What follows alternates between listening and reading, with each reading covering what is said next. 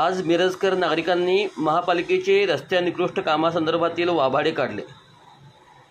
आज महाराणा प्रताप चौक, लक्ष्मी मार्केट, मिरज या किल्ला भागातील रस्त्याच्या ठिकाणी आगामी गणेशोत्सवाच्या अनुषंगाने महानगरपालिकेकडून माती मिश्रित मुरुम टाकून खड्डे भरण्याचे काम सुरू होते।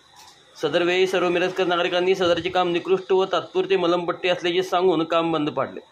महापालिका प्रशासनाने तात्पुरते माती मिश्रित मुरुम टाकून डागडुजी न करता कॉन्ट्रॅक्टरला 3 वर्षाच्या मुदतीमध्ये रस्त्यावर खड्डे पडले तर पॅचवर्क करणे बंधनकारक आहे असे सांगून पॅचवर्क झालंच पाहिजे म्हणून रस्त्यावर बसून काम बंद पाडून आंदोलन करण्यात आले। सदर आंदोलनात मिरजकर नागरिक, सर्वपक्षीय पदाधिकारी आंदोलनात सहभागी घेतले होते।